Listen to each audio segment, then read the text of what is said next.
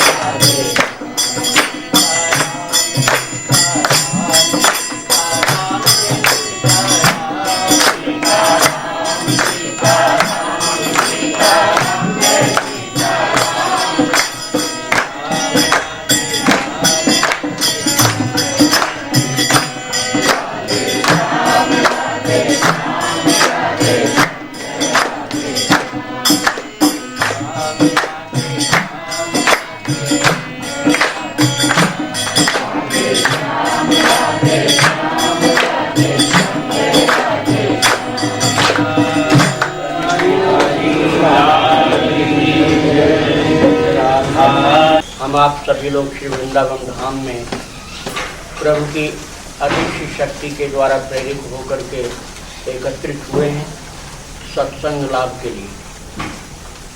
और ध्वनि विस्तारक यंत्र के अभाव में बहुत लोगों को कई शब्द नहीं सुनाई पड़ेंगे, इसलिए आगे आने का प्रयास करें। जिनको पीछे नहीं सुनाई पड़ रहा हो थोड़ा और आगे आ जाए, किंतु आप लोग कोई भी कोलाहल नहीं करेंगे, किसी प्रकार से श्रवण में अवरोध नहीं उत्पन्न करेंगे। श्री राधे। सत्संग गिने चुने 5-7 दिन ही होते हैं साल भर में, इसलिए भक्तों को ये छूट दी जाती है कि आप लोग जो सुनना चाहते हैं तद विषय अपनी जिज्ञासा युक्त प्रश्न रख सकते हैं। तो बहुत से भक्त लोग अपने प्रश्न पत्र जिज्ञासा पत्र देते हैं, तो उनके आधार पर बोला जाता है और साथ में कुछ अपनी बात भी मैं सुना देता हूँ।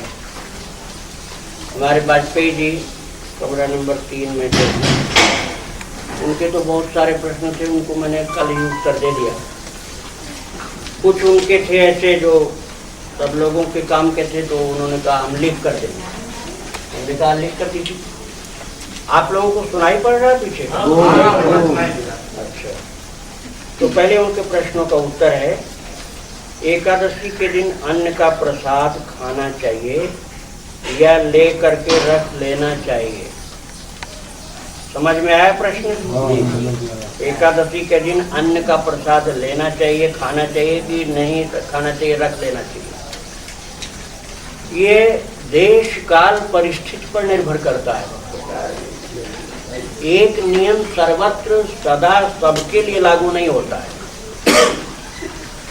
जिस व्यक्ति का व्रत नहीं हो उसको बड़े प्रेम से खाना चाहिए, और जिस व्यक्ति का व्रत हो उसको भी जगन्नाथपुरी में चावल का प्रसाद बहुत प्रेम से नमन करके बार बार भगवान को प्रणाम करके एकादशी के दिन पा लेना चाहिए जगन्नाथपुरी। और यदि आपका भाव बहुत अच्छा है भगवत प्रसाद के प्रति, भगवान का प्रसाद भगवान के जैसा ही दिव्य होता है। भगवान का प्रसाद साधारण वस्तु नहीं होता, उसका अपमान करने पर बड़ा भारी दंड मिलता है। वृंदावन धाम की एक घटना मैं सुना दूं आपको। अब इस प्रश्न के संबंध में कुछ सत्संग भी सुनने को मिल जाएगा आपको। एक व्यक्ति जिसको सत्संग प्राप्त नहीं था, सही विवेक नहीं था, क्योंकि बिन सत्संग विवेक न होई, तो वो बांके बिहारी का प्रसाद तो खाते थे, राधा वल्लभ जी का नहीं खाते थे। कहते थे मैं अनन्य हूँ, मैं बांके बिहारी का अनन्य हूँ, मैं राधा वल्लभ का या किसी का नहीं खाता। तो जब हैं दोनों वही ठाकुर। जो स्वामी हरिदास जी रसिकाचार्य थे, उन्हीं के समकालीन श्री हित हरिवंश जी रसिकाचार्य। दोनों की सेवा उपासना में भी लगभग साम्यता थी, समता थी। और न जानने के कारण उस व्यक्ति ने, जो राधा वल्लभ का प्रसाद था, बड़े अवहेलना, तिरस्कार और अपमान के ढंग से नाली में फेंक। और जिस व्यक्ति ने ये कार्य किया था वो नास्तिक नहीं था, वो भजन करने वाला था, साधु था, लेकिन उसको प्रसाद के विषय में ज्ञान नहीं। नाली में फेंक दिया इस गुस्सा में कि तुम लोग बांके बिहारी का प्रसाद होता तो मैं खा लेता, राधा वल्लभ को ले आए, मैं नहीं खाऊंगा। और एक हफ्ता के बाद वो पागल हो गए, 7 दिन जाते जाते पागल, और बड़ा बुरा हाल था। फिर कुछ अच्छे महान पुरुषों के द्वारा पूछे जाने पर कहा गया तब क्या किया जाएगा। बोले इनको ले जा करके राधा वल्लभ भगवान के चरण शरण में डाल दो, वहीं रज में पड़े रहें। आज प्रभु ने कृपा की, आप लोग भी रज में ही पड़े हो।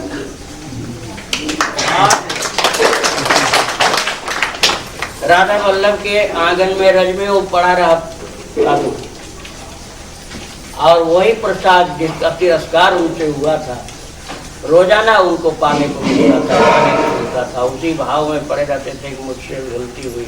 दिमाग धीरे धीरे ठीक होते होते बिना दवाई का ठीक हो गया। प्रसाद की बहुत बड़ी महिमा है। भक्तों, आप लोग रूढ़िवादिता पर चले, मैं ये नहीं आपको सुझाव दूंगा। यदि किसी बहुत महान पुरुष के हाथ का प्रसाद मिला, या किसी बहुत ऐसे भावपूर्ण सेवा उपासना के द्वारा प्राप्त प्रसाद मिला, तो आप अवहेलना मत करना। यदि आपका बहुत ही निश्चय है कि मुझे एकादशी के दिन अन्न मुंह में नहीं डालना है, थोड़ी मैं छूट दे रहा हूँ कि आप 1 कण प्रसाद आप डाल सकते हो। लेकिन यदि आपका कट्टर नियम नहीं, मुझे ऐसा नहीं करना, तो आप माथे में लगाओ, नेत्रों में लगाओ, और उसको हृदय से लगाओ और कहो कि महाराज मैं आपका तिरस्कार नहीं करूंगा, मैं एकादशी पूर्ण होते सबसे पहले आपको ही ग्रहण करूंगा। यह हम आप लोगों की बात है। अब इसी विषय में एक दृष्टांत में सुना रहा हूँ चैतन्य महाप्रभु। चैतन्य महाप्रभु के हाथ में एक बार प्रसाद एकादशी को दिया गया, तो वो तो अलौकिक पुरुष भागवत अवतार। तो उन्होंने क्या किया, एकादशी के दिन अन्न का प्रसाद हाथ में है, और प्रसाद ठाकुर जी का तिरस्कार तो करेंगे नहीं। उन्होंने प्रसाद की महिमा को देखिए, आप लोग अपने अपने मोबाइल के स्विच ऑफ कर दीजिए, सभी लोग अपने अपने मोबाइल की स्विच ऑफ करिए, नहीं तो यहाँ जिसलिए बैठे हो वो सब आपको मिल नहीं पाएगा। राधे राधे गोविंद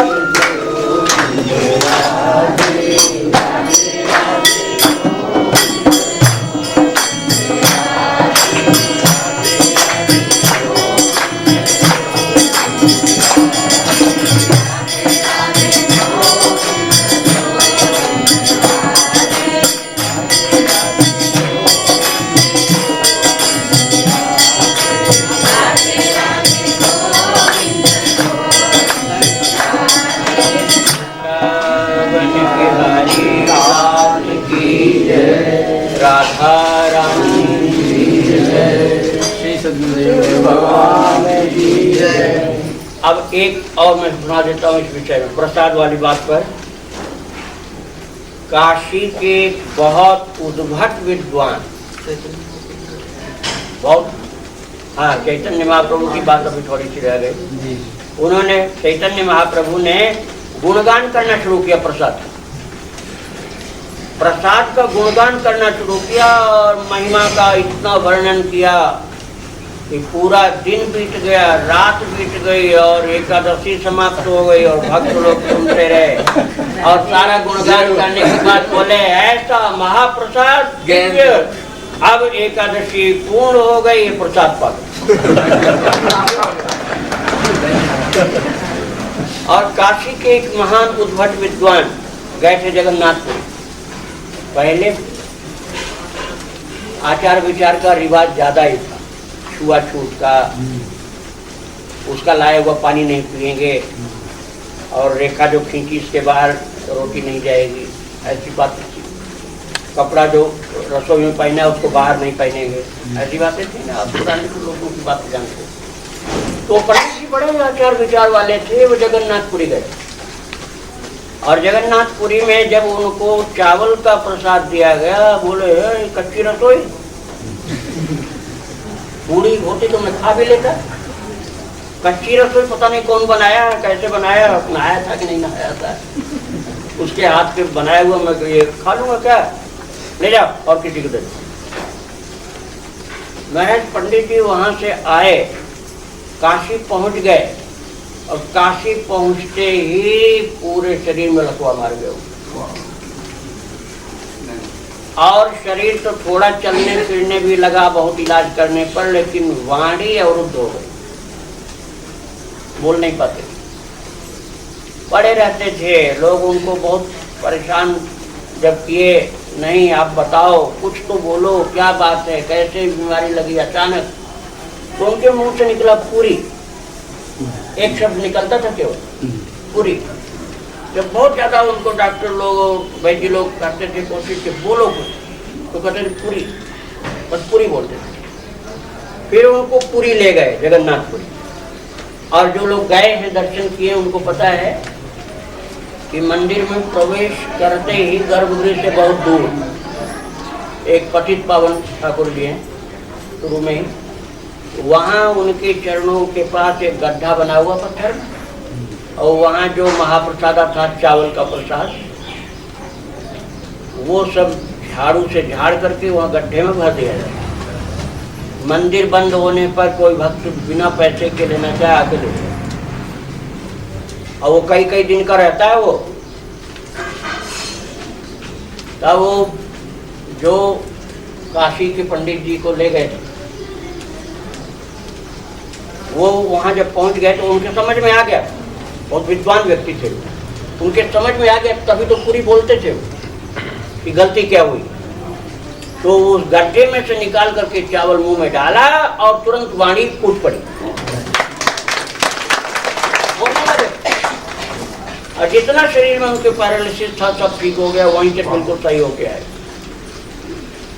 ये प्रसाद की महिमा में सुना रहा हूं। इसलिए भक्तों, पेट भर के खाना तो दोष लग जाएगा। एकादशी को भगवान के मंदिर का प्रसाद आता है तो कण आप ले सकते हैं, और यदि आपको खाना है अगले दिन तो तिरस्कार बुद्धि से नहीं, बड़ा भाव के साथ उसको दीजिए और आगे भी रख सकते हैं। तो अपनी अपनी क्लास की बात है, आपका भाव किस क्लास का है वह आपके ऊपर डिपेंड करता है। यदि गोपियों के क्लास का है तो आपकी एकादशी का कोई बंधन नहीं है, और यदि कट्टरवादी है, छुआछूत वाला और सखरा नखरा, ये ज्यादा ख्याल करते हो, अमनिया, ये सब बातें ज्यादा ध्यान देते हो, तो बड़े प्रेम से आदर के साथ रख लो। अभी प्रश्न तो एक ही चल रहा है, दूसरा, एकादशी के दिन गाय को क्या खिलाना चाहिए? देखिए, पशु रूप में गौ माता है, लेकिन उनको पशु हम नहीं मानते। गौ माता पशु रूप में है, चार पैर में विराजमान है, किंतु उनको पशु नहीं मानते। उनके अंदर सब देवी देवता बात करते हैं। इसलिए प्रयास पूरा यही रखना चाहिए कि एकादशी के दिन गाय को अन्न मत खिलाइए, रोटी मत खिलाइए। रोटी रख दीजिए, अगले दिन फलाहार दीजिए, हरा चारा दे दीजिए, फलाहार दीजिए, केला खिला दीजिए, फलाहार जो उपलब्ध हो जिसको मैं थोड़े मतलब। अक्रम विज्ञान क्या होता है? पूज्य दादा भाई जो गुजरात में रहते हैं, वे इस विज्ञान को प्रोत्साहित करते हैं तथा 5 आज्ञाओं में रहने का उपदेश देते हैं तथा आत्मज्ञान के लिए प्रेरित करते हैं। देखो भक्तों, हमारे पुराणों में, शास्त्रों में, संहिताओं में जिस विज्ञान की चर्चा है, उसमें हम लोगों के काम के लिए जो चीज़, वो अध्यात्म विज्ञान। उसमें कोई आज अपने विवेक से, अपने विचार से अलग अलग नाम रख दे तो वो बात दूसरी है। अक्रम विज्ञान जो ये लिखा हुआ है ये किसी ग्रंथ में नहीं, उन्होंने अपने विचार से कुछ रखा होगा। दूसरी बात इसमें ये है कि वे कुछ नियम बताते हैं, पंचाज्ञाओं में रहने का उपदेश करते हैं, तो वो महापुरुष वो जानते होंगे कि उनकी क्या आज्ञा, हमको तो मालूम नहीं है, किंतु आत्मज्ञान के लिए प्रेरित करते हैं, वो बहुत सही बात है।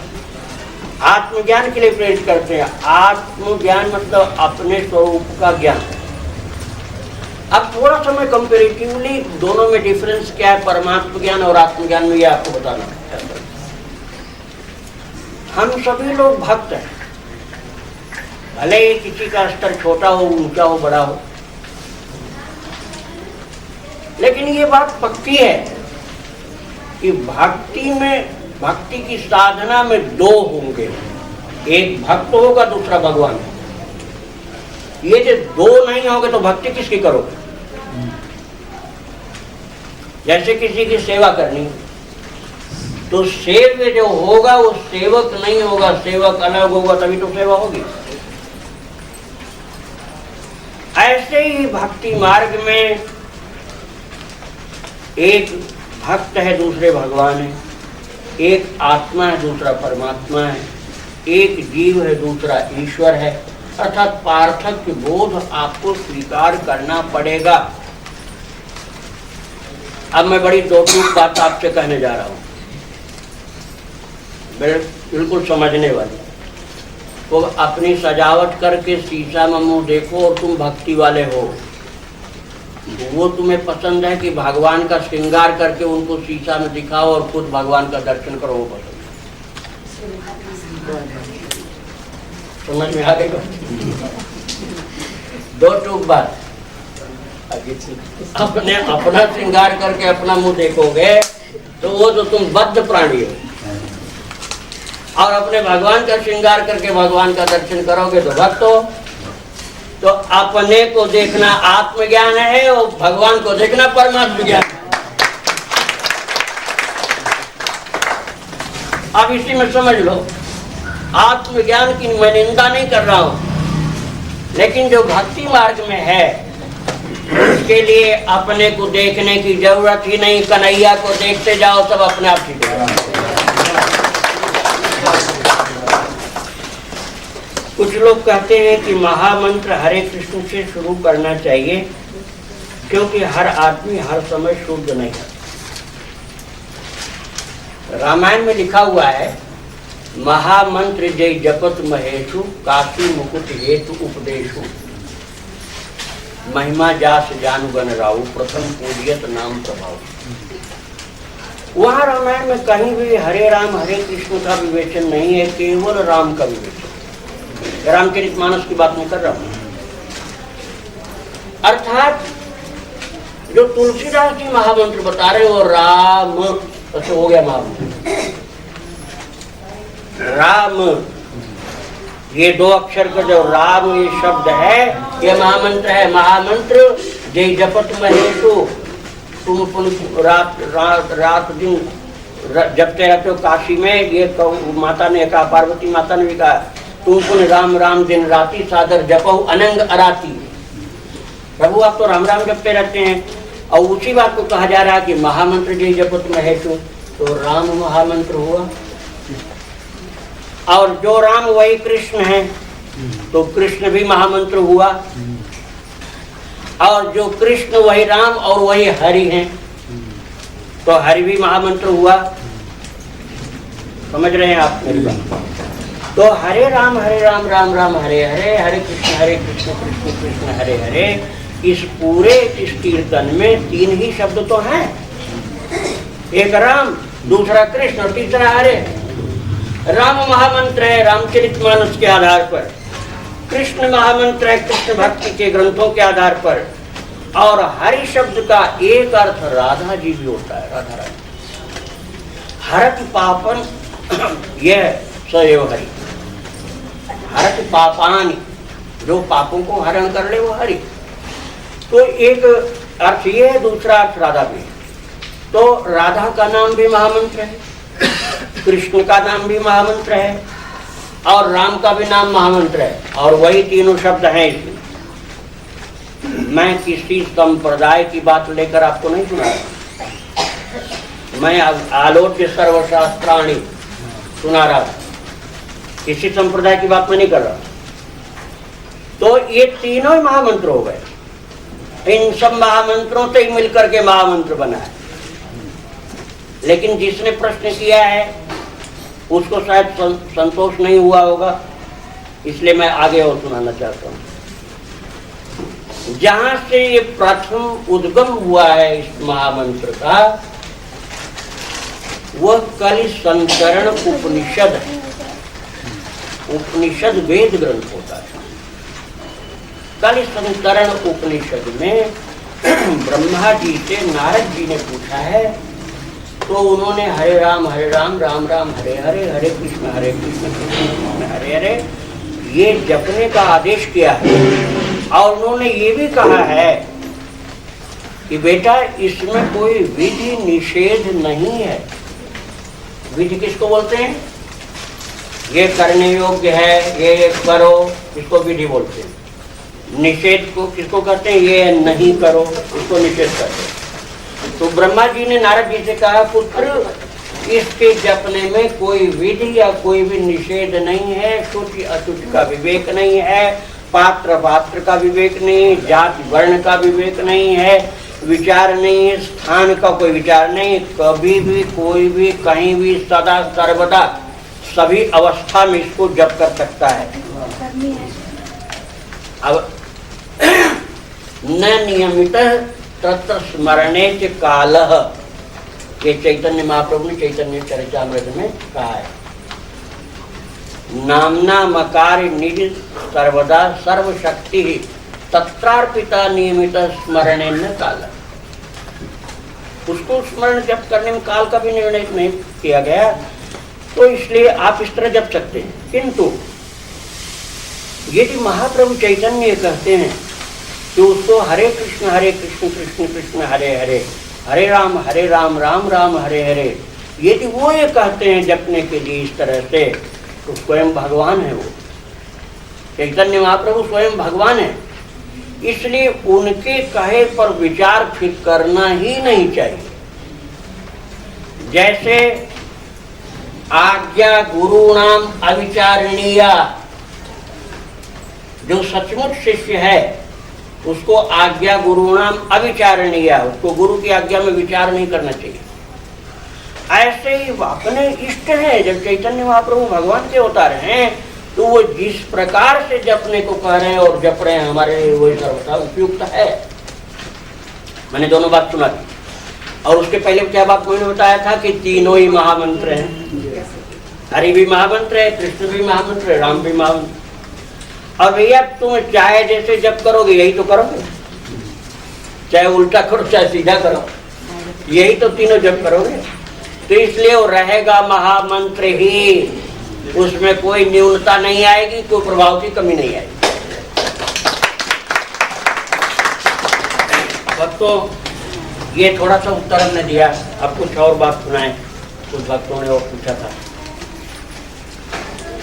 गुरु की महत्ता हमारे जीवन में कितनी है? एक साधक का प्रश्न। गुरु की महत्ता हमारे जीवन में कितनी? भक्तों, जीव का जब जन्म होता है शरीर के रूप में, तो सबसे पहला उसको गुरु होती माता, बाद में पिता, माता पिता। तो एक गुरु कौन हो गए? माता पिता, पेरेंट्स। उसके बाद दूसरा गुरु होता अक्षरारंभ गुरु। अक्षरारंभ ABCD ये जो लिखा है। अब उस क्रम में क्या सीढ़ी बदल गई? अच्छा बता।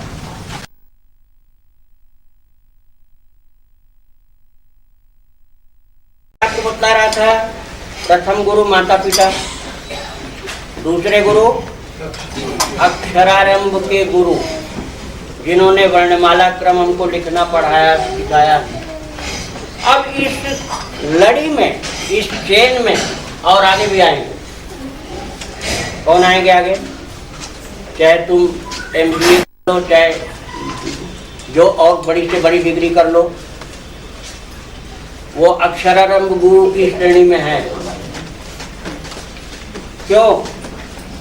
क्योंकि जो हमारी भारतीय संस्कृति बतलाती है कि जीवन के 4 फल हैं, 4 पुरुषार्थ हैं, धर्म, अर्थ, काम और मोक्ष।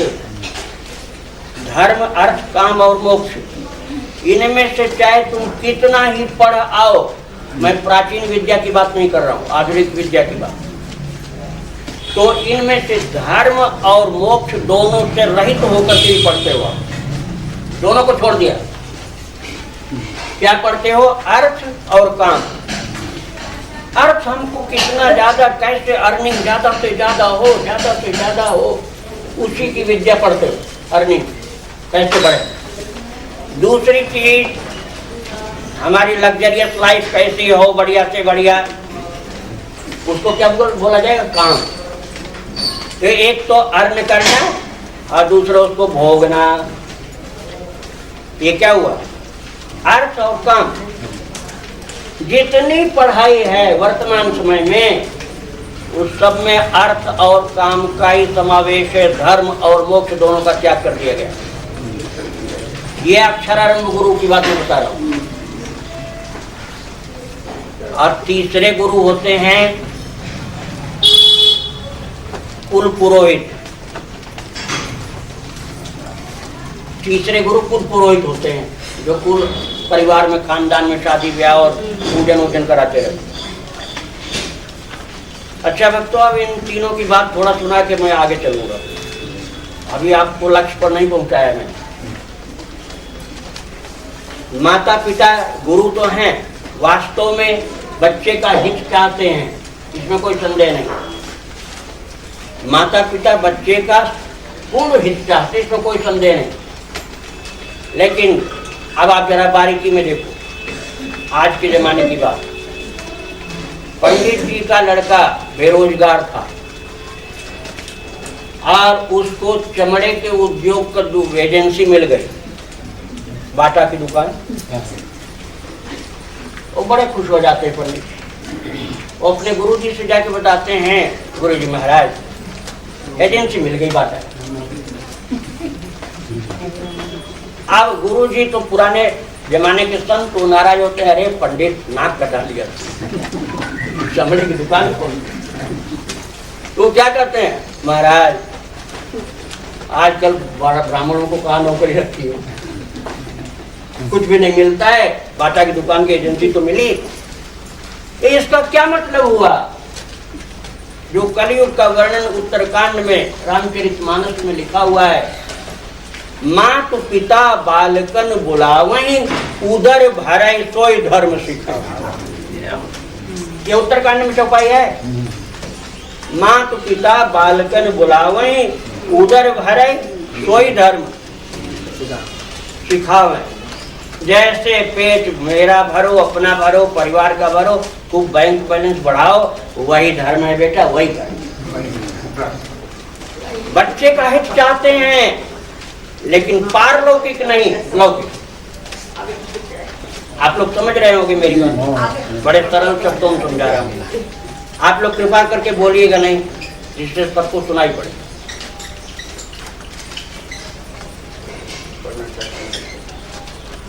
चलो करने दो, आ जाओ। श्री राम। ये प्रथम गुरु की बात मैं सुना रहा हूँ। माता पिता प्रथम गुरु। तो माता पिता बालकन बुलावे, उदर भरे सोई धर्म सिखावे। तो माता पिता क्या बच्चे के हितैषी नहीं? हितैषी तो हैं, लेकिन लौकिक हितैषी हैं, पारलौकिक नहीं है। इसलिए उनकी गुरुता में कचाई रह गई। माता पिता भी गुरु हैं, लेकिन भक्तों उनकी गुरुता में कचाई रह गई। यदि उनके जीवन में सच्चा कोई संत मिलेगा, तो वो संत उस बच्चे का जितना हित करेगा उतना हित माता पिता नहीं करेगा। अब देखो यहाँ माता भी बैठी है और बेटा भी बैठा है, लोग सोचेंगे हमारे ही ऊपर ना रहे, लेकिन ये बात बिल्कुल सही है। माता पिता हितैषी हैं, लेकिन सच्चे संत के बराबर हितैषी वो नहीं हो सकते हैं। हेतु रहित जग जो उपकारी, तुम तुम्हार सेवक असुरा। अहेतु की कृपा कर, ये हुए प्रथम गुरु। और दूसरे कौन? अक्षरारंभ, मतलब स्कूल विद्यालय में कॉलेज में पढ़ाने वाले। अब भाई आज की दशा तो बहुत ही बुरी है, उसका विवेचन करना तो ठीक नहीं लगता है। क्या हाल है टीचर और बच्चों का, वो हम नहीं कहना चाहते, लेकिन जितना मैंने पहले बताया कि वो पढ़ाई केवल अर्थ और काम पर ही डिपेंड करती है, अर्थोपार्जन और काम सुख भोगना, वही तो रहता है, उसी लिमिट के अंदर चलते हैं। इसलिए वो दूसरे अक्षरारंभ गुरु भी न्यून पड़ गए, कम रह गए, संत कृपा की कम हो। अब तीसरे गुरु कौन? पुरोहित जी महाराज, कुल पुरोहित। कुल पुरोहित जी चाहे तुम्हारे कितने अच्छे होंगे, लेकिन वो कभी नहीं कहेंगे कि बेटा सब छोड़ करके जाकर वृंदावन में भजन कर। कितने अच्छे होंगे तब भी नहीं करेंगे, क्योंकि उनको डर है कि चला जाएगा तो जजमानी हमारी चली जाएगी। यदि ये गया घर छोड़कर तो मेरी जजमानी कमजोर पड़ जाएगी। एक बात तो ये, दूसरी बात ये है, कितना ही पढ़े लिखे हो वो सोचेंगे कि यदि मैंने ये कह दिया कि ये लड़का तो पढ़ा लिखा है, पूछेगा कि पंडित जी आप क्यों घर छोड़ के नहीं गए। इसलिए कुल पुरोहित जो है, पुरोहित हितकारी में पूर्व हैं, आगे चलते हैं, लेकिन बहुत ज्यादा हित करेंगे तो कहेंगे कुंडली ले आना अपनी।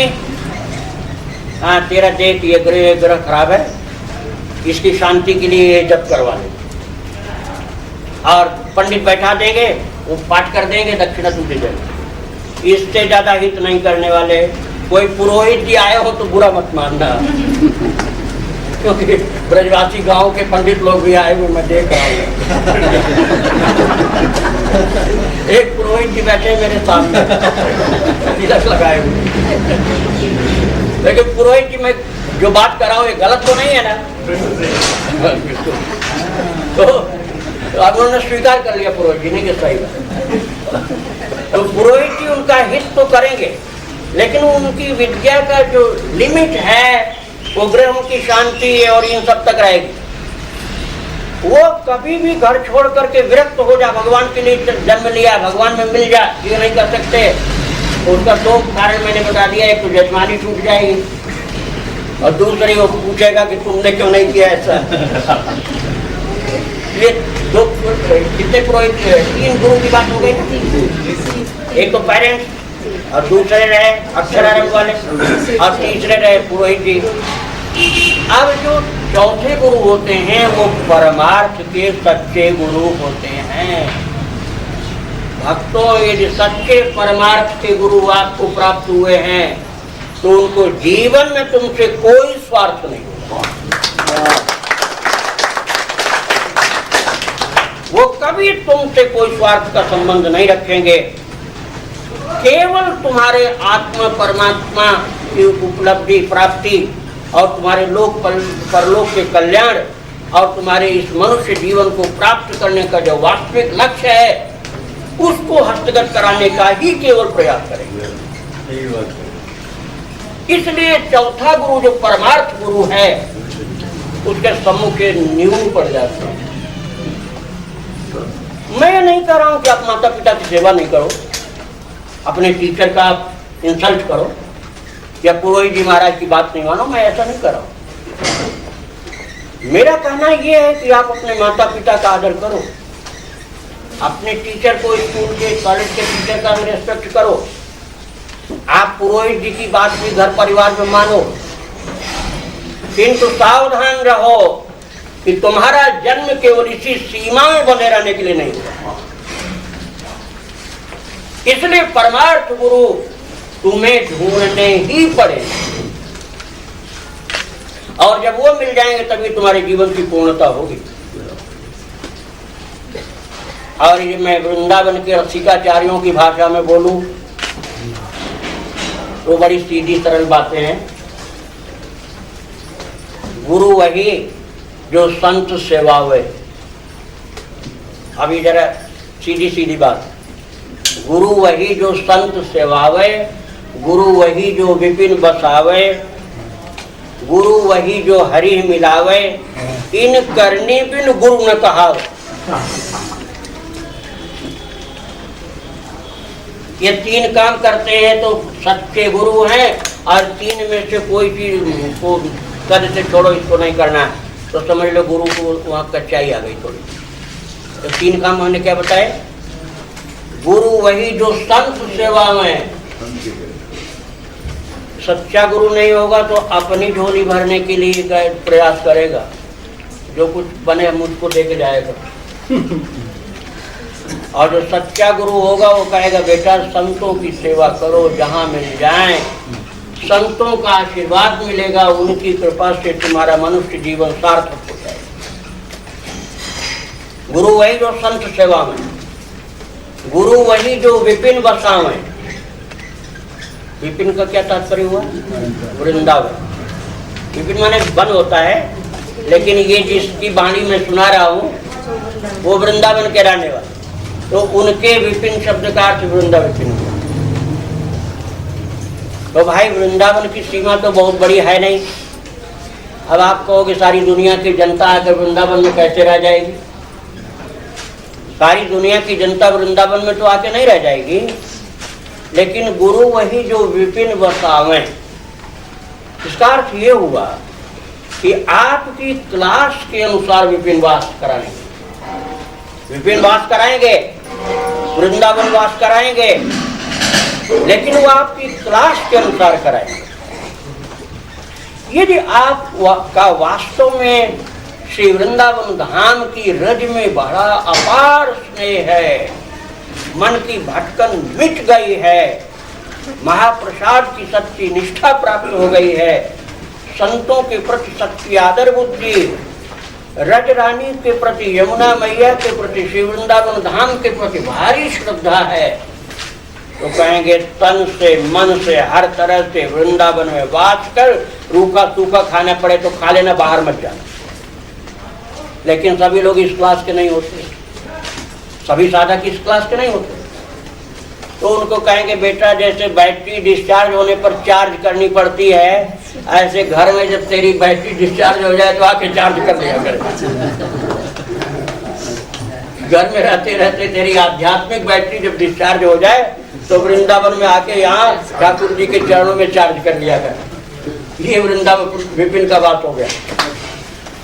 और जो उसके पास कोई बड़ी भारी बाधा है, उनको गुरुदेव महाराज कहते हैं कि बेटा यहीं से थोड़ी रज ले जा, निधिवन की रज ले जा, सेवा कुंज की रज ले जा, संत चरणों की रज परिक्रमा से ले जा, और आदर के साथ संपुट में रख, और जब सुबह जग तो साष्टांग प्रणाम कर वृंदावन की रज को, और उठा करके माथे से लगा, आंख से लगा, और वहीं से तू वृंदावन को प्रणाम करके कहना, हे वृंदावन धाम मेरे ऊपर कृपा करके मुझे वो पात्रता दीजिए जिससे मैं आपके चरणों में आकर के रह सकूं।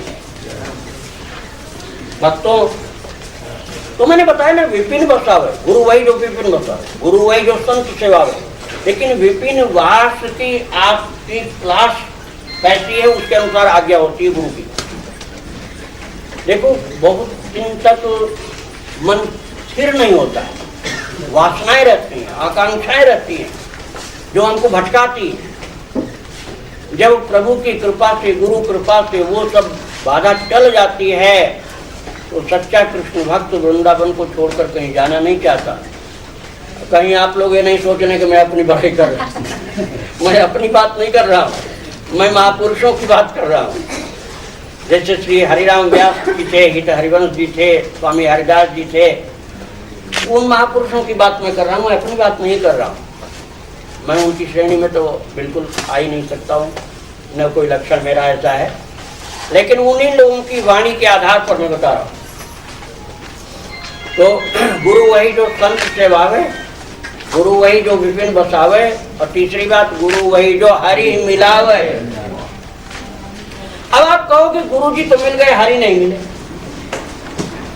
तो फिर तो बात गलत हो गई। और इन करनी बिन गुरु न कहावे। अभी थोड़ा सा जनरेटर बंद करो, तो 10 मिनट रह गया। अब यहाँ तो उठना नहीं है किसी को, बंद करवाओ जनरेटर, बंद कर दो।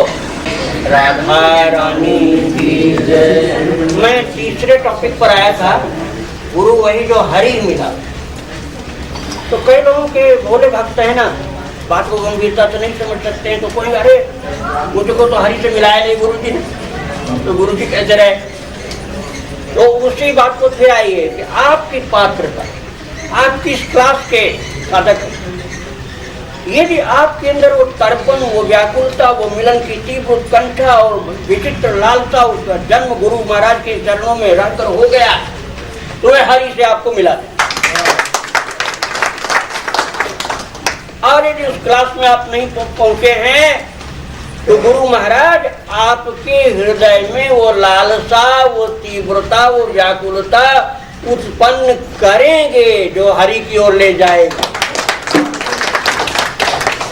आप बिल्कुल बद्ध प्राणी हो, विषयी हो, संसार में आसक्त हो, यदि आप गुरु चरणों में गए तो उनकी कृपा से धीरे धीरे आसक्ति आपकी दूर हो जाएगी, संसार का मोह का बंधन टूटेगा। और जैसे जैसे उधर से आसक्ति टूटेगी, वैसे वैसे ठाकुर जी से आसक्ति जुड़ती चली जाएगी।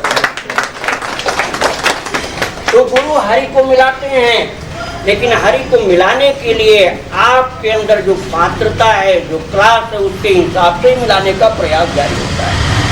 उनके प्रयास में कमी नहीं है, किंतु आपके अनंत जन्मों की साधना है। मैं आपको खुश करने के लिए नहीं कह रहा हूं, किंतु सच्चाई है कि आप लोग यदि भक्ति की पूंजी कुछ भी नहीं होती आपके पास, तो आज यहाँ बिना पंखे के यहाँ गर्मी में नहीं बैठे रहते।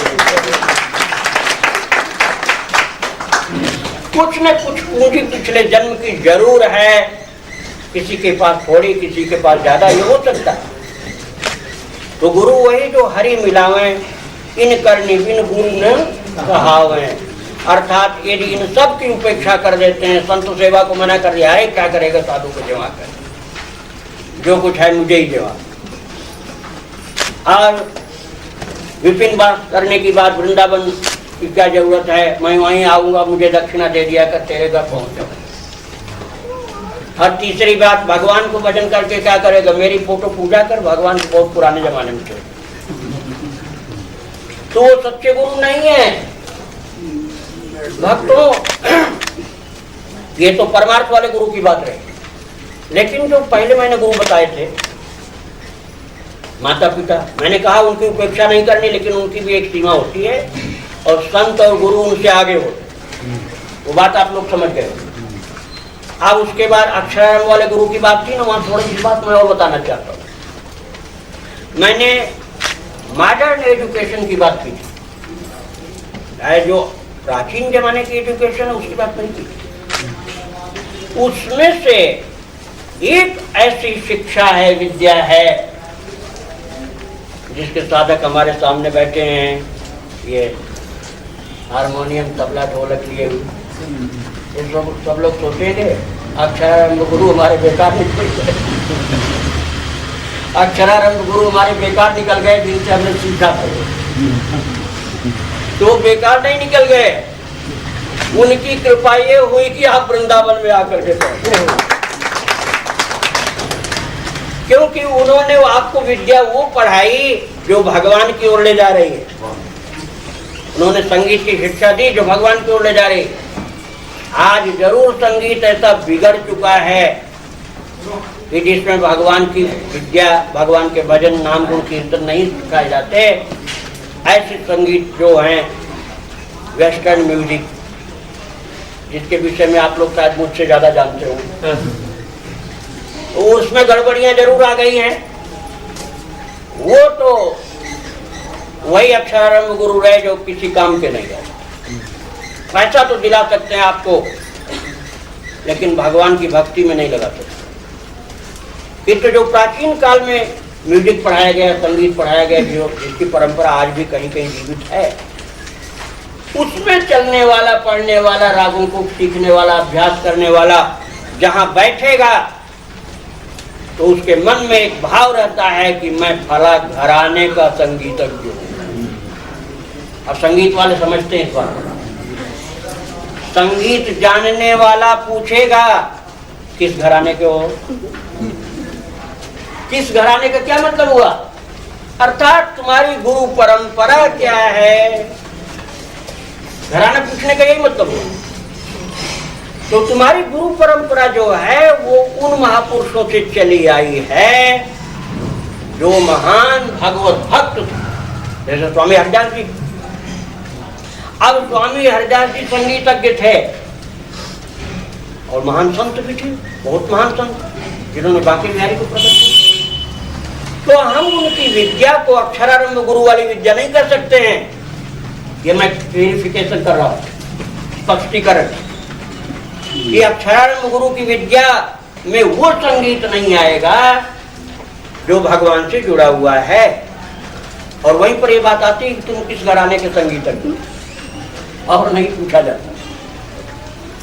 तो भक्तों, इसी तरह से जो बच्चे व्याकरण पढ़ने जाते हैं, भागवत पढ़ने जाते हैं, वेद पढ़ने जाते हैं, अब ये मैं वृंदावन की पढ़ाई वाली बात पर आ गया, बाहर की पढ़ाई वाली बात पुरानी सुना दिया मैं पहले।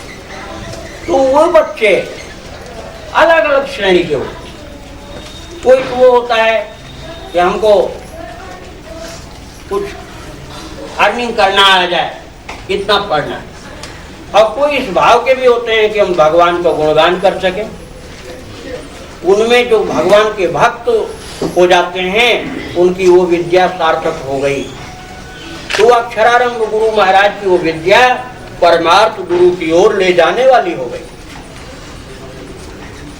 और मैं आपको थोड़ा सा इस पर थोड़ा सा समझाना चाहता हूँ। 10 मिनट रह गए, 1 घंटा। 10 मिनट में एक बात और बताना चाहता हूँ कि जो अक्षरारंभ वाले गुरु जी, जिन्होंने वेद, जैसे वेद पढ़ते हैं, भागवत पढ़ते हैं, व्याकरण पढ़ते हैं, संगीत पढ़ते हैं, ये अक्षरारंभ वाले विद्या हुई। किंतु उन्होंने उसको कृष्ण से जोड़ दिया और एक परमार्थ गुरु को प्राप्त कर लिया, तो उनकी विद्या फलवती हो जाती। और ये दोनों ने परमार्थ गुरु से उसको नहीं जोड़ा, छाया में बैठ जाओ, तो धूप में बैठे हो ना, छाया में बैठ जाओ, राधे राधे, 10 मिनट और बैठना बस। तो वो जिन्होंने परमार्थ गुरु से अपनी उस अक्षरारंभ गुरु वाली विद्या नहीं जोड़ी, वह अर्थ और काम तक ही सीमित रह गई, वो धर्म और मोक्ष पर नहीं पहुंची। और वो लोग अहंकारी हो जाते हैं, वो अहंकारी हो जाते हैं, वो किसी गुरु महाराज के चरण में जाते ही नहीं और साधुओं की बुराई और करते हैं और बहुत ही बिजनेस माइंड के हो जाते हैं। हल्का शब्द मैंने प्रयोग कर दिया, लेकिन बात सच्ची है। अब वो समझने के लिए आपको सुना दे रहा हूं। एक राजा के पुरोहित जी, देखो भाई पुरोहित जी महाराज नाराज नहीं होना, ये तो सही बात है, आपके भी काम की बात। एक राजा के पुरोहित जी भागवत सुनाते थे। किसी से दीक्षा नहीं ली थी उन्होंने, किसी संत से दीक्षा नहीं ली। वो समझते थे मैं ही सबका गुरु घंटा लूं, मुझे क्या जरूरत है गुरु का जाने। तो उन्होंने बहुत बार सुनाया राजा साहब को भागवत। राजा पढ़ा लिखा था, बहुत विद्वान था। एक दिन उसने कहा, पंडित जी रुको थोड़ा, ये बताओ कि आप तो कई साल से भागवत हमको सुनाते हो, मेरा कोई उद्धार होने की उम्मीद तो दिखलाई नहीं पड़ी।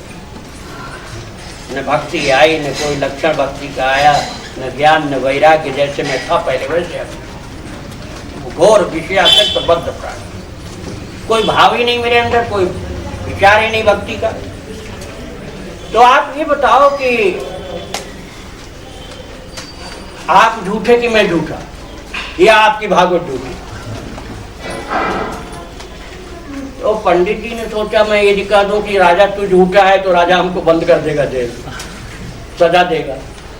और यदि मैं कहूँ कि मैं झूठा, ये कहेंगे फिर तुमने कथा क्यों सुनाई जब झूठे हो तुम। और भागवत तो भगवान वेद व्यास का ग्रंथ, उसको झूठा मैं कैसे करूं। पंडित जी कुछ बोल नहीं पाए। राजा ने कहा कल तक उत्तर देना पड़ेगा, नहीं तो तुम्हारी सारी आजीविका जो राज परिवार से मिलती सब खत्म, भूखे मरोगे। अब पंडित जी घबराए।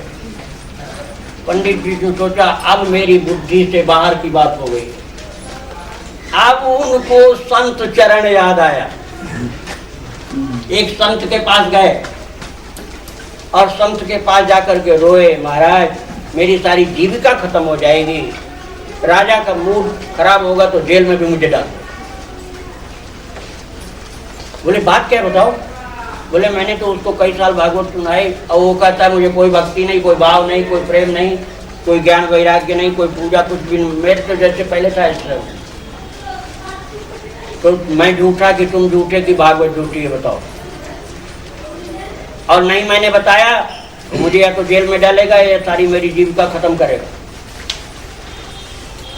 साधु महाराज ने कहा बेटा ब्राह्मण है तू, और ब्राह्मण होने से मैं थोड़ा तुझसे ज्यादा ही प्रेम करता हूँ क्योंकि उत्तम जन्म हुआ है तेरा। ये तू जा अपने राजा से पूछ कि तेरी जगह मैं उत्तर दूं तो स्वीकार है उनको। पंडित जी गए और जाकर के राजा साहब से कहा कि राजा साहब यदि आपके प्रश्न का उत्तर मैं न दे करके किसी महान पुरुष संत से दिलवाऊं तो आपको स्वीकार है। बोले हाँ कोई भी दे दे, उत्तर मुझे मिलना चाहिए। बोले कल आए। राज दरबार में वो संत आए, विरक्त महापुरुष।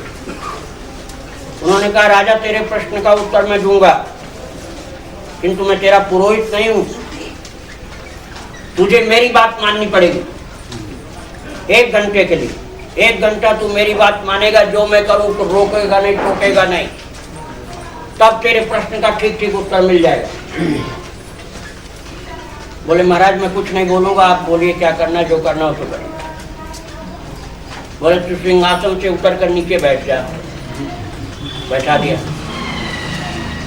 और पुरोहित जी को भी बैठा दिया, उनकी कुर्सी से उतार के नीचे गलीचे पर। दोनों गलीचे पर बैठे हैं पुरोहित जी और राजा साहब। संत ने अपनी झोली में से एक सूत का बंडल निकाला और कहा राजा साहब अपने दोनों हाथ के अंगूठे को ऐसे जोड़ो। आप लोग देख रहे होंगे दोनों अंगूठा हाथ का जोड़, ऐसे जोड़ दिया राजा साहब। तो साधु ने उठा करके, बड़ी मजबूत डोरी थी, पतली सी, लपेटा देना शुरू किया। सैकड़ों लपेटा दे दिया दोनों अंगूठे पर, ऊपर से नीचे तक कस कस। अब फिर पुरोहित जी के भी इसी तरह से अब बांध करके महाराज संत जी ने कहा राजा साहब पंडित जी तुम्हारे हितैषी हैं, हमेशा तुम्हारे भलाई का काम किए हैं, इसलिए पुरोहित हैं, हित कार्य में पूर्णतः रहे। अब आज ये बेचारे बंधे पड़े हैं, इनका बंधन खोल दो तुम। तुम्हें शर्म नहीं लगती है? तुम्हारे पंडित जी सामने बंधे पड़े हैं, खोलो। राजा ने कहा अरे बाबा मैं कैसे खोल दूं, मैं खुद बंधा हुआ मैं खुद बंधा हुआ हूं, कैसे खोलूं? तो संत ने कहा पंडित जी से, पंडित जी चलो राजा ने नहीं खोला कोई बात नहीं, लेकिन आप तो इनके पुरोहित हैं, इनका सदा मंगल करते हैं, भला करते हैं, सब संकट दूर करते हैं। आज राजा संकट में पड़ा हुआ है, राजा का बंधन काटो, मुक्त करो इसको बंधन से। पंडित जी ने कहा महाराज ये क्या संकट में आपने डाल दिया, मैं कहां से खोल दूं, मैं खुद बंधा हुआ हूं। फिर राजा से कहा संत ने, राजा ने कहा महाराज ये क्या नाटक कर रहे हो, कुछ समझ में नहीं आ रहा मेरे, कहां से खोल देंगे, ना हम खोल पाएंगे नहीं खोल पाएंगे। बोले मैं नाटक नहीं कर रहा हूं, मैं तुम्हारे प्रश्न का उत्तर दे रहा हूं। जो तुम कह रहे थे कि राजा झूठा की पुरोहित झूठा की कथा झूठी, उसका मैं उत्तर दे रहा हूं। राजा, कथा तो झूठी नहीं है, भगवान व्यासदेव की लिखी हुई है। और गड़बड़ी जो ये है कि इनको कोई परमार्थ गुरु नहीं, पंडित जी को कोई परमार्थ गुरु नहीं मिला। ये खुद अपने परिवार, बाल बच्चे, रोजी रोटी, शादी ब्याह आदि की चिंताओं के तमाम लपेटे में बंधे हुए। और राजा, तू अपने भोग ऐश्वर्य, तमाम खजाना और तमाम अपने वैभव के लपेटों में, रस्सियों में बंधा हुआ है। तो न ऐसे बंधे हुए पंडित तुझको खोल पाएंगे, न तू इनको खोल पाएगा। तुझे तो वो खोल सकता है जो बंधा हुआ नहीं। एक व्यक्ति जो बंधा हुआ नहीं हो, बंधन मुक्त हो, एक व्यक्ति जो बंधन मुक्त हो, वो लाखों को बंधन मुक्त कर सकता है। लाखों बंधे हुए को बंधन मुक्त कर सकता है। जो एक बंधन मुक्त पहले से है, बंधे हुए को बंधन मुक्त कर देगा। और भक्तों, बंधे हुए लाखों नहीं करोड़ों इकट्ठे हो जाए, एक दूसरे से लड़ाई कितने करे खोल नहीं पाएंगे। बंधे हुए तो चाहे कितने इकट्ठे हो जाए, एक दूसरे को खोल नहीं पाएंगे, केवल लड़ाई कर सकते हैं, झगड़ा कर सकते हैं। इसी तरीके से परमार्थ गुरु जो बंधन मुक्त होता है, उसकी कृपा से, गुरु महिमा को मैं सुना रहा तो समय पूरा हो गया 1 घंटा। परमार्थ जो गुरु होता है वही वास्तव में इन तीनों गुरु से ऊपर होता है। माता पिता, अक्षर पढ़ाने वाले गुरु, और जो पुरोहित गुरु हैं, उन सब से ऊपर होता है वास्तविक हितैषी होता है। और उन्हीं की कृपा से हम भी बंधन मुक्त हो सकते हैं। आज ऐसे पवित्र अवसर पर भगवान व्यासदेव, सुखदेव, नारद जी महाराज, ऐसे रामानंद भगवान, ऐसे महान गुरुजनों को स्मरण करते हुए उनके चरणों में प्रणाम करते हैं। आज परेशानी हमारे सम्मुख ये है कि प्रत्यक्ष उनको हम प्राप्त नहीं कर पा रहे हैं, तो हम उनकी जगह पर उनके प्रतिनिधि के रूप में किसी संत की पूजा करते हैं। संत के पूजा में इसलिए करते हैं कि उन महापुरुषों, उन गुरुजनों के प्रतिनिधि के रूप में उनको देखते हैं और उनकी पूजा करते हैं। उस भाव से भावित होकर आप संत सद्गुरु का पूजन कर सकते हैं। वृंदावन बिहारी लाल की जय, राधा रानी की जय, श्री सद्गुरुदेव